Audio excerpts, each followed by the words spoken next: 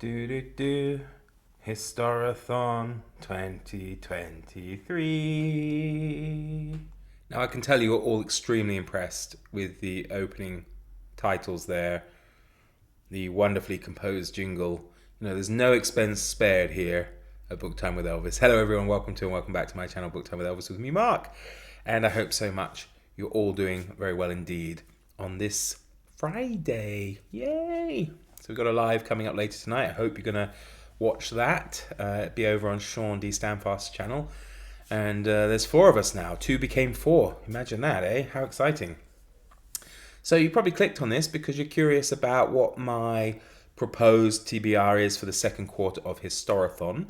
For those who don't know, Historathon is a year-long reading event created by Vin from Revenant Reads and contains a wonderful plethora of co-hosts, of which I count myself extremely lucky to be part of, and a list of everyone involved is down below. Do check out their channels, subscribe to them, give them some support. I'm sure they will really appreciate it, as I would too, if you fancy it. Of course, if you're not already subscribed, but if you are, subscribe again.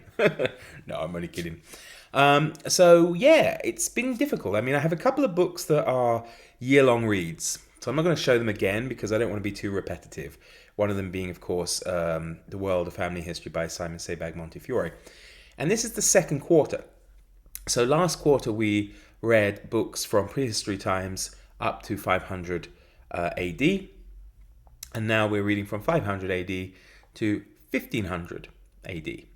So that includes a lot of stuff, and it was really difficult. But I decided to concentrate primarily on Europe and Asia in this quarter. And there are a couple of books that will be rereads for me, and there may be some extra ones added later, but these are all the physical books I've got and plan to read. Anything else will be on ebook, and I'll mention it at another time. But the books that I will be rereading, hopefully, to fit in with this quarter, is one I read. Oh gosh, it must be over 20 years ago. Probably is Giles Milton's The Riddle of the Night, The Riddle and the Night, which is a book about the author going in search of Sir John Mandeville and following as best as he can the journeys that Mandeville claimed to have gone on in 1322. So that fits in nicely with our time period. And the other reread, again, it's probably about the same amount of time, and I can't really remember. It's Alison Weir's Eleanor of Aquitaine by the Wrath of God, Queen of England. So that will be, of course, a biography of Henry II's Queen, Eleanor of Aquitaine. Gosh, I hope it is Henry II. I'll be a fool if I've got it wrong. I'm pretty sure it is. Yeah, Henry II, that's right. And, of course, mother of King John and Richard the Lionheart, among others. And I remember it being very good, so I'm looking forward to getting back into that.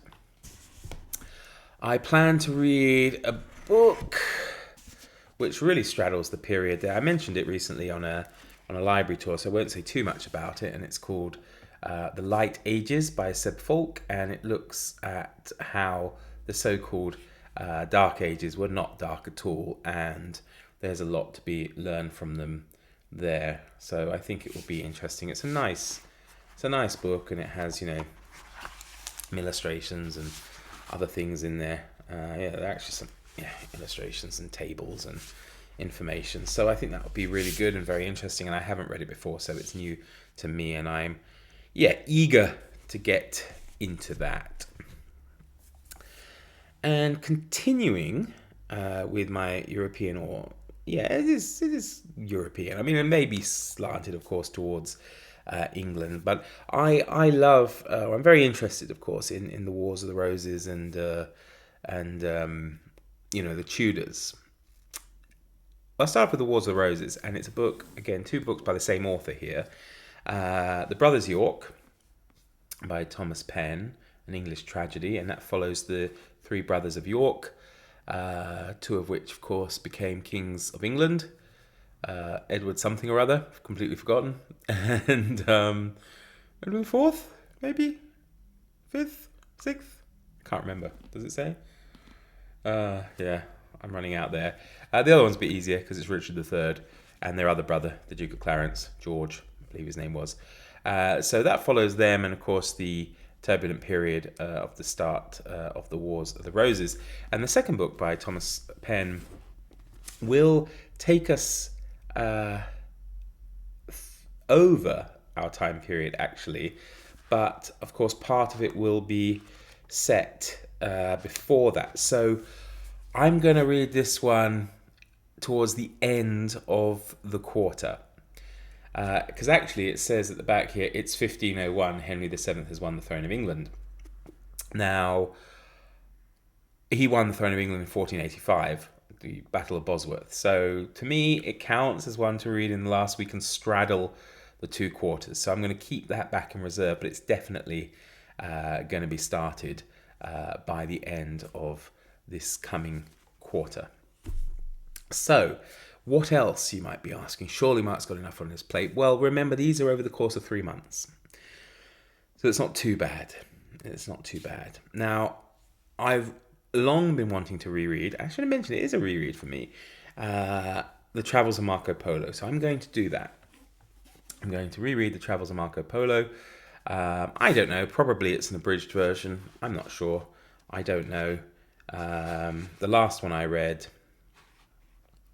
was the normal Penguins one, and it seems to be about the same, so we'll see. I mean, probably find this. I'm sure somebody will tell me in the comments, oh, it's actually 25 volumes, and I'll be like, okay, but this will do me. This will do me for this, because I'm sure the meat and potatoes will be in this, and all the other stuff is probably not necessary, if there is any. But, you know, you may know more than I. So I want to reread The Travels by Marco Polo. And to complement those, I will start off reading 3 books by John Mann. And the first one will be his biography there of Genghis Khan, Life, Death and Resurrection. Then, I'm not sure which order I'll read these yet. Probably I will then do Kublai Khan by John Mann. Yeah. The Mongol king who remade China. And then his book to complement very much the travels of Marco Polo, and that's his book Xanadu, Marco Polo and Europe's Discovery of the East. So those 3 books by John Mann will be great. And then perhaps the biggest project for me, I've read another version of this by Helen Craig McCulloch, but I'm going to try the Royal Tailor one because he did a very good translation of the Tale of Genji. But I'm going to try his translation of the Tale of the Heike, which fits into our period very well. Now, it's often referred to as Japan's Iliad, and it is a work partly of fiction. It's the lines are not clear on this, but many scholars will agree that this does contain a lot of useful historical information, and so that's why I'm including it rather than keeping it as something literary, which of course it is, but I don't think that can be discounted. And I think it would be fun to read that and include it in here purely because of the extra information that it will provide on this period of Japanese history in the 12th century. So there we go. Those are my picks so far, but I'm sure it may well be added to time dependent and all that kind of stuff, because I do have other things to read as well. But I'm very curious as to what you'll be reading come the next quarter of Historathon, so do let me know in the comments down below. If you have any suggestions you think I might enjoy, also let me know in the comments down below. And if you've read any of the things that I've mentioned or have any comments about Marco Polo or anything else, do let me know as well. So everybody, thank you so much for watching. Enjoy your Friday, and I'll see you later in the live, hopefully. All right, take care, everybody. Bye-bye.